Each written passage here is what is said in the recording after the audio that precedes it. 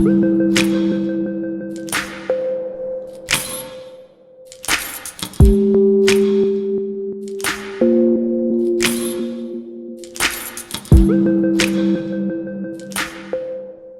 o que estamos fazendo?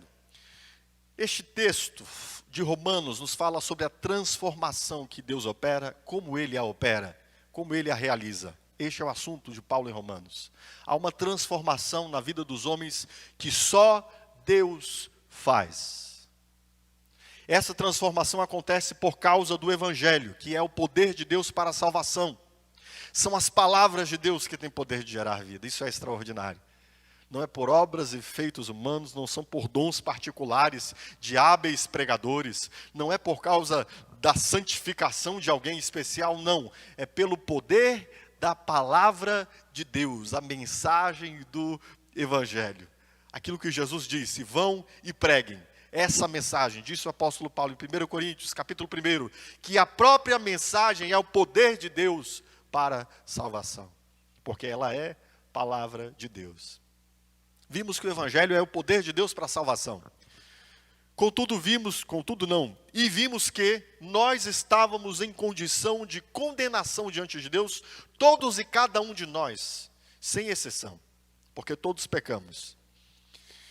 Mas Deus apresenta-nos um caminho, a partir do capítulo 3 do Evangelho de Romanos, capítulo 3, verso 21, um caminho pelo qual Ele próprio produz em nós uma transformação, que nos permite sairmos da condição de condenados para a condição de justos diante de Deus.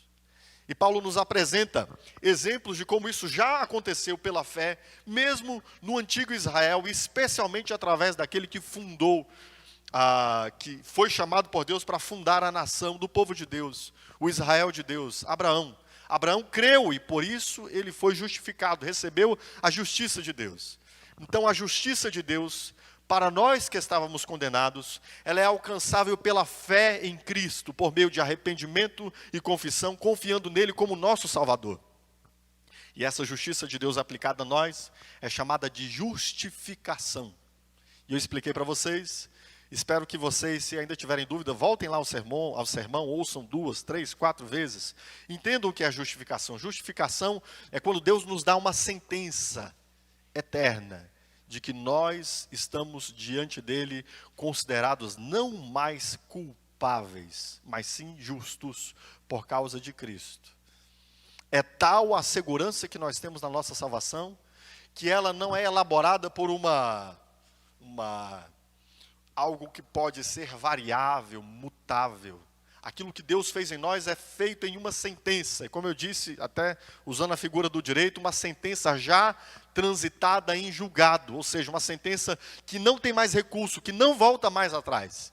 Deus declara sobre nós o quê? A nós que cremos, a nós que confiamos, a nós que reconhecemos Jesus como nosso Salvador. Deus declara sobre nós, você está livre da condenação eterna. Amém? E aqui no capítulo 5, Paulo fala sobre as consequências disso sobre nós. O que essa justificação nos traz, queridos? Qual é a realização que essa justificação opera em nós? Agora que nós já estamos diante de Deus, tendo crido em Cristo, justificados. E Paulo, a primeira coisa que Paulo diz aqui, é que nós temos paz com Deus. Nossa relação com Deus era uma relação de conflito. Deus estava irado contra nós por causa de sua justiça. Nós seríamos objeto do seu juízo. E nós estávamos rebeldes contra Deus e por isso tínhamos medo de Deus. Mas tendo confessado a nossa iniquidade e confiando em Jesus para nos justificar, em que estado nos encontramos diante de Deus? Em paz. Paz diante de Deus. Lançamos o medo fora e agora podemos nos apresentar diante de Deus. Vimos ainda que a segunda consequência de que trata esse capítulo 5, é que agora nós temos alegria na esperança da glória de Deus. Alegria de que Deus manifestará a sua glória em breve, trazendo esse mundo a juízo e salvando aqueles que confiaram em Cristo, mas nós não temos temor desse dia mais. Pelo contrário, neste dia nós temos alegria, exultação e gozo, numa firme esperança, de que neste dia nós não seremos rejeitados. Pelo contrário, ouviremos o quê? Vinde, benditos do meu Pai, recebei por herança o reino que está preparado para vocês desde a fundação do mundo. Essa é a nossa firme confiança que temos em Deus. Vimos ainda que isso que Cristo fez em nós não apenas nos traz paz com Deus, não apenas nos traz alegria na esperança, mas também nos traz alegria no meio das tribulações. O que Deus fez em nós, queridos, nos permite olhar de um modo diferente para todos os acontecimentos ao nosso redor, inclusive para o nosso sofrimento. Não é que na fé cristã não haja sofrimento, há sofrimento. Mas nós sabemos que o sofrimento é para nós perseverarmos. E perseverando para sermos aprovados. E sendo aprovados, renovarmos a nossa esperança. Vimos ainda, semana passada eu falei sobre isso, que essa esperança não nos confunde, nunca nos confundirá. A nossa confiança é firme, nada a abalará. Por quê? Porque essa confiança que temos está baseada no amor de Deus, um amor que nunca nos decepcionará. Um amor que nós já experimentamos, não é um amor que nós ouvimos falar, é um amor que nós já experimentamos, foi derramado em nós. Certo, queridos? Por isso, a esperança não nos decepcionará. E então, depois de ter falado de todas essas gloriosas consequências da nossa salvação, ou da nossa justificação, o apóstolo Paulo encerra este bloco sobre essas consequências com o verso de número 11, que é o que eu exporei agora. E eu quero que você abra sua Bíblia comigo em Romanos capítulo 5, verso 11. Nós nos deteremos nesse verso a partir de agora. Esse verso nos revela a maior de todas as consequências de nossa salvação. A cereja do bolo, a coroa do trono, a glória da nossa salvação. Qual é a glória da nossa salvação?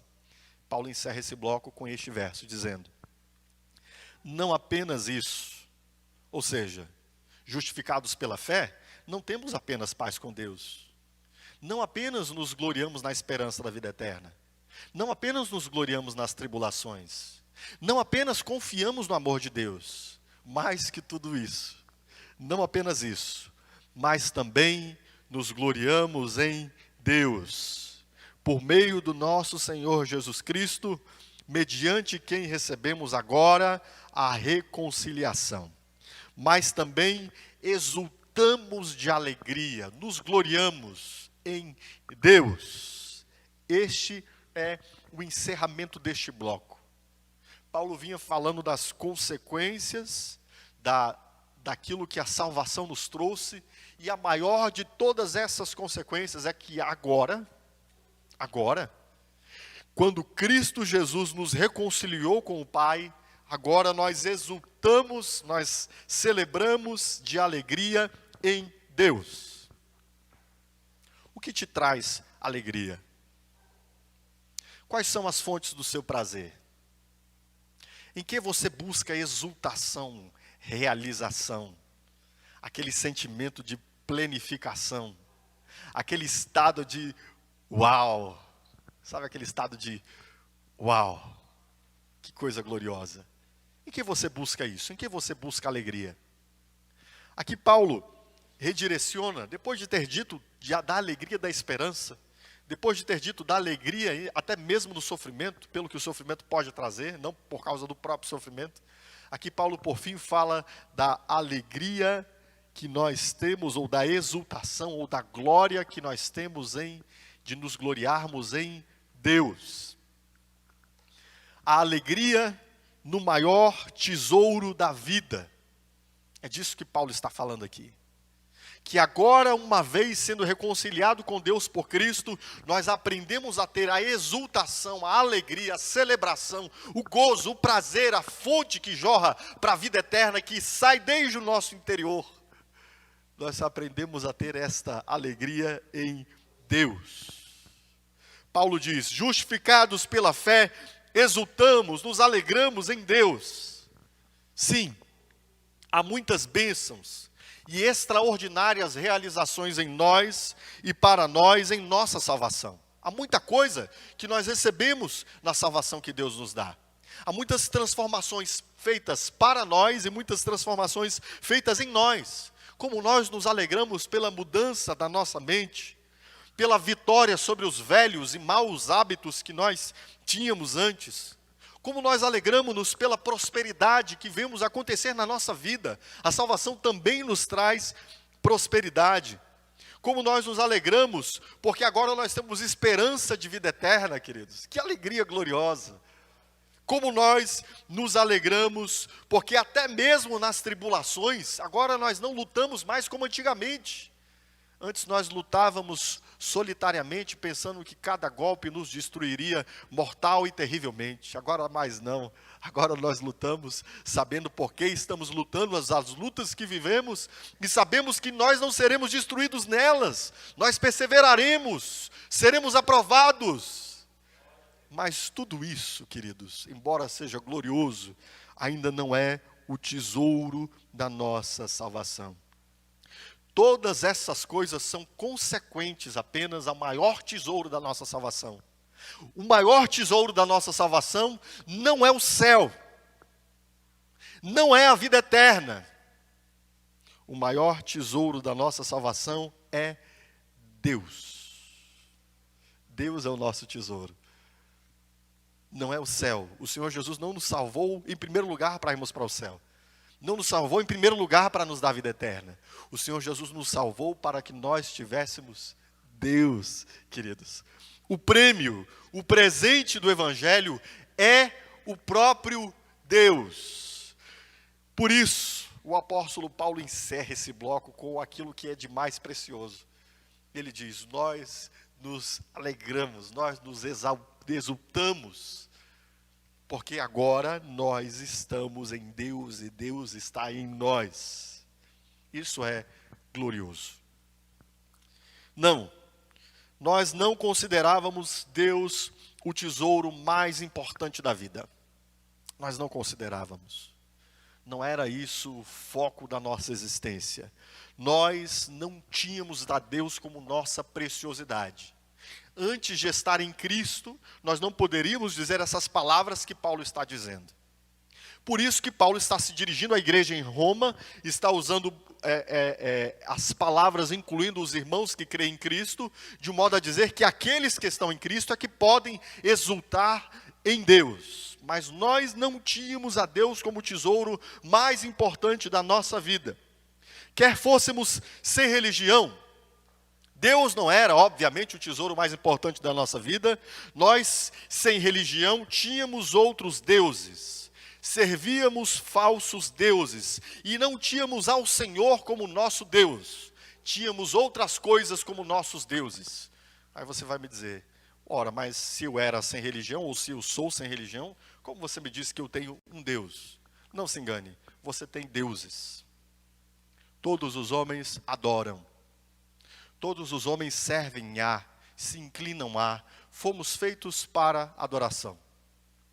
E à medida que não adoramos a Deus, adoramos a qualquer outra coisa no lugar de Deus.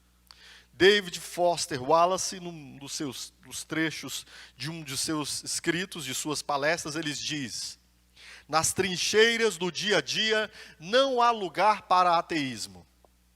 Não existe algo como não adorar. Todo mundo adora, a única opção que temos é decidir o que adorar. E olha que ele não era cristão, apenas um homem lúcido com clareza sobre a vida. Mesmo aqueles, ou seja, aqueles que não concebiam a ideia de Deus, de nós que não concebíamos a ideia de um Deus nos céus, que não críamos em Deus, ou mesmo dentre aqueles que ainda não estão em nosso meio e que também não concebem que haja um Deus, estes também têm deuses. Nós tínhamos deuses e estes têm deuses. Deuses de papel, deuses de metal, deuses de vaidades e prazeres, deuses que matam. Há um só Deus no qual encontramos vida. Todos os demais deuses que nós erigimos com as nossas próprias mãos, os quais nós adoramos. Deuses de papel, quer sejam dólar, quer sejam títulos, quer sejam filosofias. Deuses de metal, quer sejam ídolos, quer seja prata, quer seja o ouro. Deuses de prazeres, os quais nós submetemos como senhores das nossas vidas e dos quais nós nos tornamos escravos. Todos estes deuses matam. Nós não considerávamos a Deus como nosso tesouro mais importante.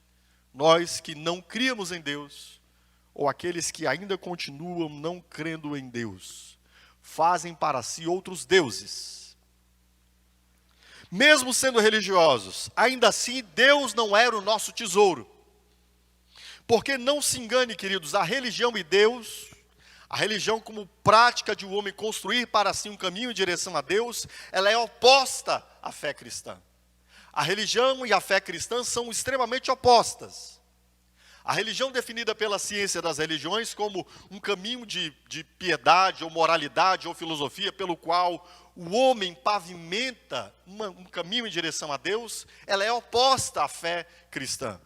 E o religioso, o tesouro do religioso é a justiça própria.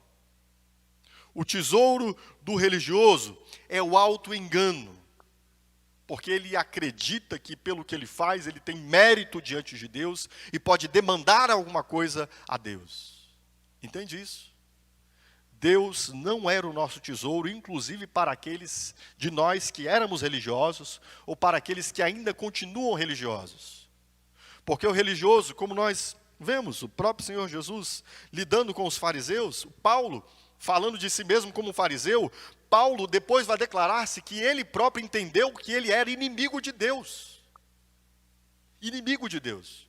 Mesmo vivendo sua fé, mas uma fé baseada neste desempenho pessoal, onde eu busco justiça para mim e acho que tenho diante de Deus algum mérito pelas coisas que eu faço. Quando nós estamos vivendo assim, quer seja na irreligião, quer seja na religião, nós não consideramos Deus o tesouro mais importante da nossa vida. E é natural que nós não consideremos Deus o tesouro mais importante da nossa vida.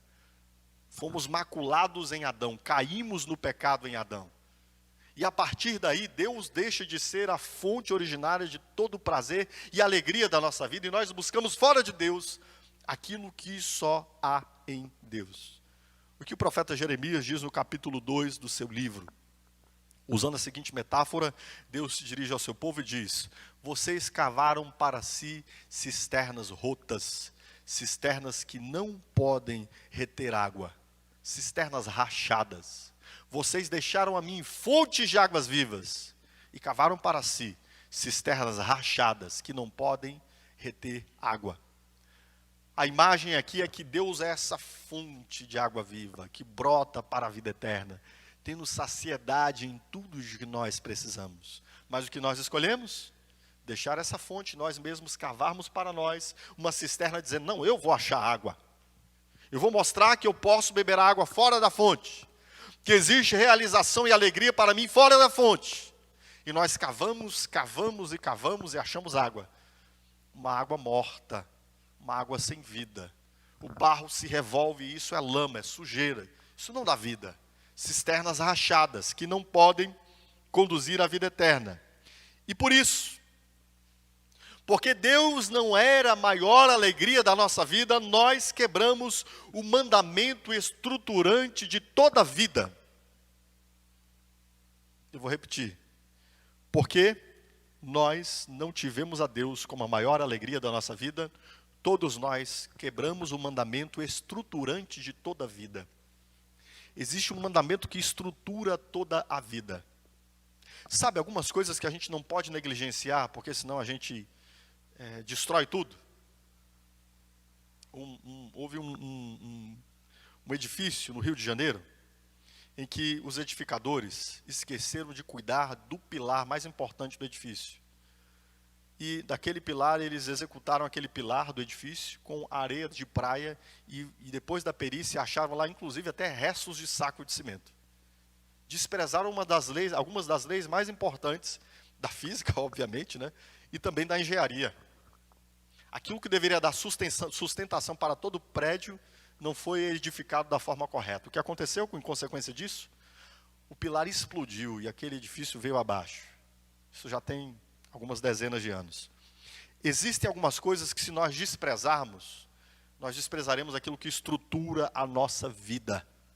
E a consequência disso será a morte. Certo?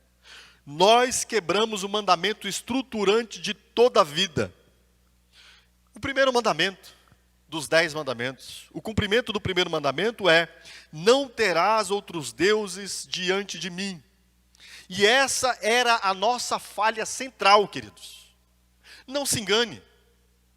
Todos os outros demais pecados consequentes são apenas consequentes. O pecado central é: não terás outros deuses diante de mim. Um adultério, um furto, um roubo, uma mentira, seja o que for, é tudo decorrente de Deus não estar no centro, de Ele não ser nosso Deus e nosso Senhor. E nós, todos nós, em alguma medida, quer mais grave, quer menos grave, mas todas elas condenáveis, quebramos este mandamento estruturante. E por isso, em consequência disso, porque nós não tínhamos a Deus como o maior prazer da nossa vida, porque todos nós quebramos esse mandamento estruturante: não terás outros deuses diante de mim, nós estávamos tão calejados nessa nossa morte, bebendo águas rotas de cisternas, rotas, águas enlameadas, que nós não tínhamos prazer em Deus e até mesmo zombávamos daqueles que o tinham. E não reconhecíamos que as outras coisas a quem nós devotávamos as nossas vidas e para quem vivíamos eram nossos deuses. Nós não reconhecíamos isso. Nós não reconhecíamos que nós vivíamos para outros deuses. Nós zombávamos daqueles que temiam e serviam a Deus. Ou quando alguns de nós expressávamos algum desejo religioso, não era Deus a que nós servíamos, mas a nós mesmos.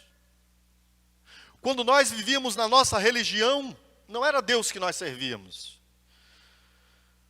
Nós, quer pela necessidade de sermos aprovados pela nossa religião, como faziam os fariseus, o Senhor Jesus vai dizer que os fariseus, quando oravam em pé na sinagoga para serem vistos pelos homens. E aí eles já tinham a sua recompensa. Com isso, Jesus nos mostra que a religião em que vivíamos, não vivíamos para Deus, não era para Deus que nós vivíamos isso. Ou, quando nós buscávamos a Deus, na verdade, como uma utilidade. Deus não era o maior tesouro da nossa vida. Algumas pessoas buscam a Deus pela utilidade que há em Deus. E não se engane, Deus sabe disso. Né? E isso continua sendo religião. Nós temos uma dinâmica acontecendo, por exemplo, no capítulo 6 do Evangelho de João, quando o Senhor Jesus vai dizer, depois de ter multiplicado os pães a primeira vez, ele atravessa o mar, e aquela multidão que havia estado na primeira multiplicação do pão, vai estar com ele. E ele diz assim: vocês não estão me buscando porque vocês creram em mim por causa dos sinais que eu fiz. Vocês estão me buscando por causa do pão que alimenta. Vocês deveriam me buscar por causa do pão vivo que desceu dos céus, que sou eu. Não se engane, há muita coisa feita na religião cuja intenção é apenas achar em Deus alguma satisfação para as coisas que nós precisamos. E aí as pessoas vêm a Deus em busca de curas, e nós fizemos isso. E sim, não estou dizendo que você não deva buscar em outro lugar, é em Deus mesmo. Mas quando se busca a Deus apenas por isso, continua sendo religião.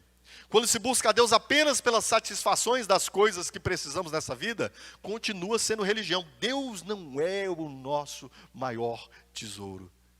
O nosso maior tesouro é o pão. O nosso maior tesouro é a nossa saúde.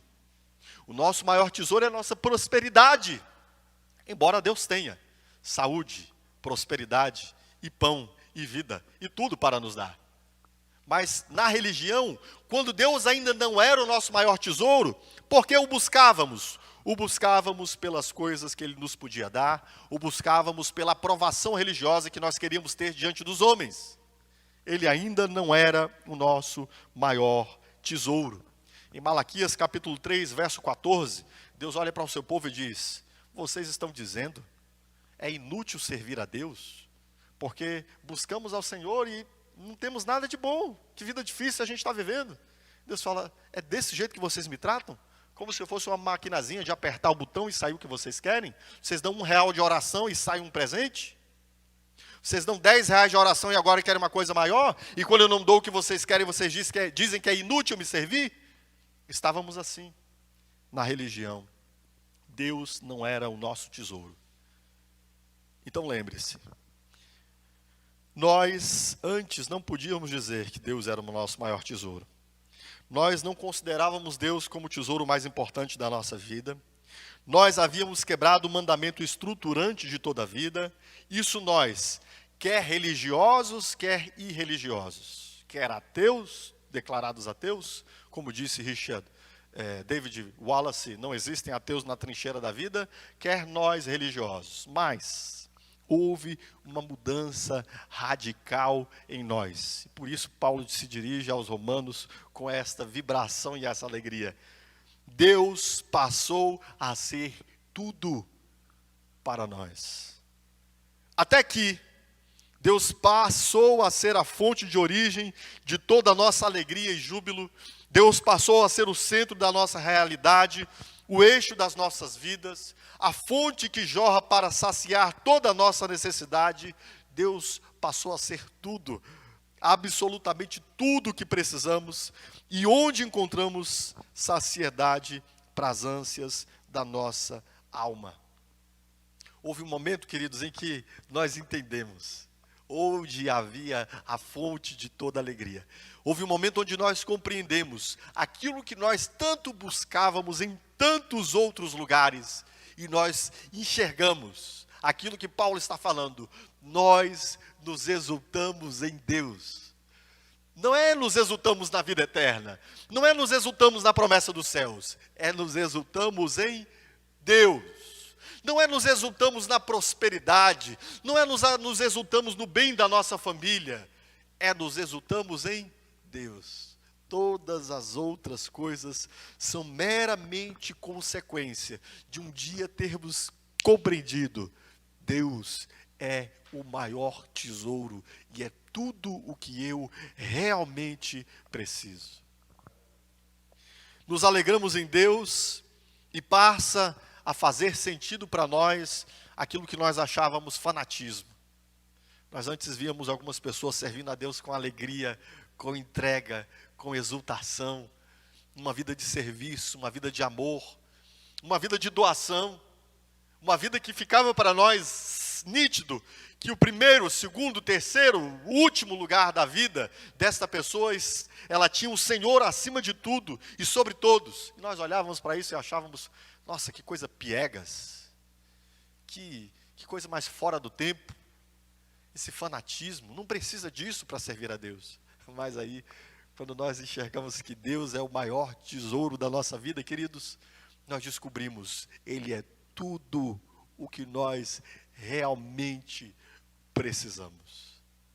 E aí nós repetimos em coro com o salmista no Salmo 16, verso 2, quando ele diz: ao Senhor declaro, Tu és o meu Senhor, e não tenho bem nenhum além de Ti. Olha que gloriosa compreensão, queridos.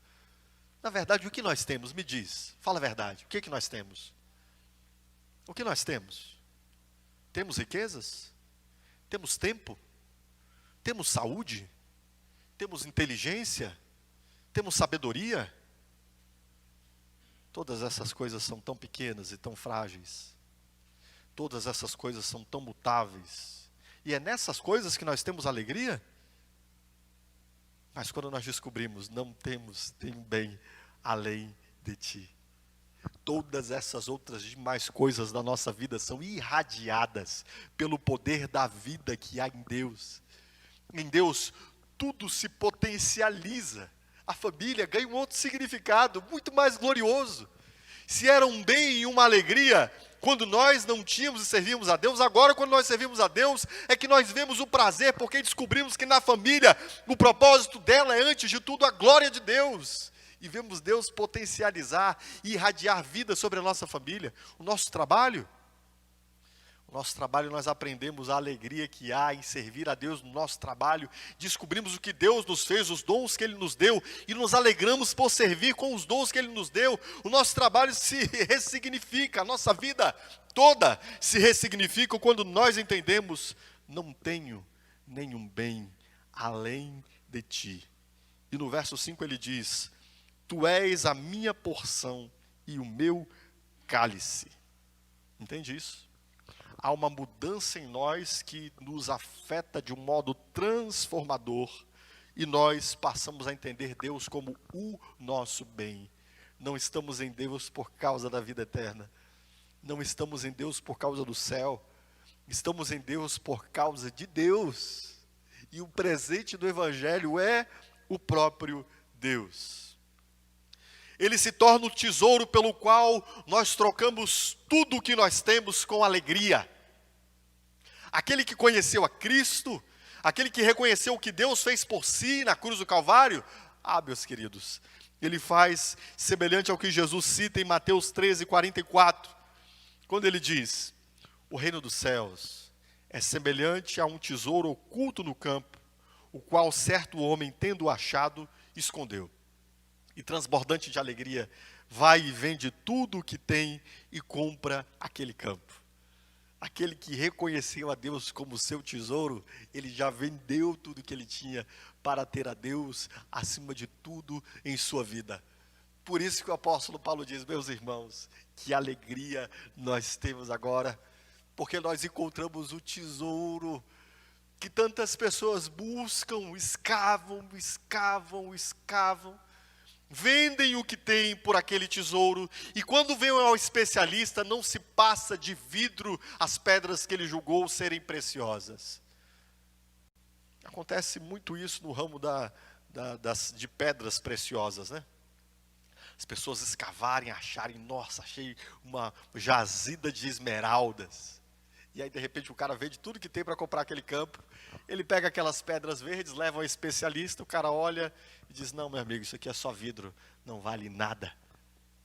E quantas pessoas estão buscando alegria, fonte de prazer, de virtude, escavando tantas coisas para buscarem tesouros, mas nós encontramos, queridos. Descobrimos que Deus é o tesouro de que nós precisamos, onde nós podemos vender tudo o que nós temos com alegria para dar por este tesouro. E como essa mudança radical aconteceu em nós, queridos? Como nós saímos desse estado de não termos a Deus como nosso maior tesouro, de quebrarmos o mandamento mais fundamental de tê-lo como nosso Deus, de adorarmos a outros deuses, quer na religião, quer na irreligião. Como mudou-se isso em nós? Como nós pudemos ter essa transformação de passar a olhar para Deus e dizer: aqui está a minha riqueza? Como isso aconteceu? Aconteceu pelo nosso desempenho? Aconteceu pela nossa moralidade? Por nossa religiosidade, pelo nosso mérito, por honra, por inteligência, por sabedoria, ou porque nós compramos com as nossas riquezas? Não, queridos. Há apenas um meio pelo qual Deus se torna nosso e nós nos tornamos dele. E é o que Paulo diz nos versos seguintes, no trecho seguinte. Ele diz que nós nos alegramos, nós nos gloriamos em Deus, por meio do nosso Senhor Jesus Cristo, mediante quem recebemos agora a reconciliação. Foi o nosso Senhor Jesus Cristo que realizou em nós esta mudança de estado para que nós pudéssemos olhar para Deus e entender que em Deus há tudo o que nós precisamos. Nós buscávamos alegria em tudo fora de Deus. Era o que nós fazíamos. E sabe da experiência do esgotamento? Na filosofia, às vezes, a gente discute sobre essa impaciência da vida. A gente quer uma coisa, a gente busca uma coisa, a gente consegue aquela coisa. E depois, preciso de outra coisa. Não é assim? Esse sentimento de preciso de mais, nunca estou satisfeito, nunca estou realizado. Mas um dia o Senhor Jesus chegou a nós e disse: buscai em primeiro lugar o reino dos céus e a sua justiça, e todas as demais coisas vos serão acrescentadas. Todas as demais coisas. Jesus nos disse: você está buscando no lugar errado, não é aí. Não é nessa aventura sexual, não é nessa carreira da sua vida, não é na realização profissional, não é nem mesmo na integralidade da sua família que você vai encontrar isso que você está procurando. Na verdade é o oposto, meu querido, minha querida. Busque o que você precisa em primeiro lugar, e todas as demais coisas, sua família irá bem. Você prosperará, você será feliz, tudo te correrá bem. Sua vida vai ressignificar-se, até nas tribulações você achará alegria. Coisa gloriosa, queridos, é aquilo que nós encontramos quando temos o tesouro da nossa vida. Até no meio da luta nós temos alegria. Bem, quem realizou isso? Jesus Cristo. Ele nos mostrou que nós deveríamos buscar em primeiro lugar o reino de Deus. Mas o que fazer agora que reconhecemos que pecamos contra Deus? E que devíamos ter a Deus como nosso tesouro, mas o tratamos de modo tão tolo. Não temos condições de nos apresentar diante de um Deus santo e belo como o Senhor. Nenhum de nós tem. Houve um momento em que nós nos reconhecemos sendo tolos, buscando ouro de tolo, buscando tesouros onde não há riqueza. Reconhecemos que desprezamos a Deus, tratamos a Deus como uma máquina que a gente põe algo e recebe algo em troca, não entendendo que é nele mesmo que nós deveríamos ter a nossa alegria. Houve um momento que nós caímos em nós mesmos e percebemos: caramba, estou condenado e condenável diante de Deus, por tê-lo tratado a Ele como coisa comum e vulgar. Como nós faremos então esta reaproximação a Deus? E Paulo nos diz isso nesse texto. Nós exultamos de alegria em Deus, por meio de Jesus Cristo, nosso Senhor, o qual nos reconciliou com Deus. Então Cristo, queridos, vem e nos reconcilia com o Pai. Caramba, nós nem sabíamos o que dizer. Como nós nos achegaríamos a Deus? Que desculpas daríamos a Deus, queridos? Não havia desculpas para darmos a Deus. E será que Deus nos perdoaria? Aí Cristo vem e nos mostra, sim. O próprio Deus vem em nossa direção, sendo nós ainda pecadores. Deus envia seu Filho para morrer em nosso lugar, e para então propiciar um caminho de acesso a Deus. Ele é o caminho. Ele faz a trajetória, Ele pavimenta o caminho, toma-nos nas nossas mãos, nos traz direto ao Pai. E aí nós somos reconciliados com Deus. Nós não chegamos a Deus por mérito. Nós não chegamos a Deus por justiça, não chegamos a Deus por nossas obras, não fomos salvos porque nós somos inteligentes. Nós não alegramos-nos em Deus como nosso maior tesouro, porque nós mereçamos isso, de modo nenhum. Isso acontece por causa do Salvador Jesus Cristo, que decidiu nos justificar, que nos reconciliou com o Pai, e assim, agora, nós podemos ter Deus como a nossa maior alegria, prazer e fonte de saciedade, o nosso tesouro, o nosso bem. Amém, queridos? Glória a Deus por isso. Quero encerrar usando uma frase de Agostinho. No seu livro Confissões, no primeiro movimento do livro, ele diz uma pérola. Ali há muitas pérolas preciosas, mas essa aqui é sumamente extraordinária. Ele nos diz assim: fizeste-nos, Senhor, para ti, e o nosso coração anda inquieto enquanto não descansar em ti. Inquieto, digo eu, a busca de alegrias, inquieto a busca de significado, inquieto a busca de propósito. Até que Cristo venha, revele a nossa condição de tolice, de estupidez, de burrice, e a gente reconheça como eu fui tolo em buscar onde não havia vida, em querer extrair da morte vida, extrair da morte alegria, extrair da morte prazer. E aí nós nos apresentamos: mas como vou voltar para Deus? E aí Cristo diz: eu sou o seu reconciliador. Você não merece, mas eu morri no seu lugar, para que agora você esteja reconciliado com Deus. E assim, encontramos alegria no maior tesouro da vida, nosso Deus. Amém?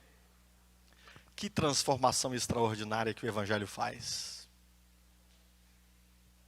Se nós reconhecermos que estávamos buscando, não tendo Deus como a nossa maior alegria, que nós havíamos quebrado o primeiro fundamental mandamento da vida e por isso estávamos em morte.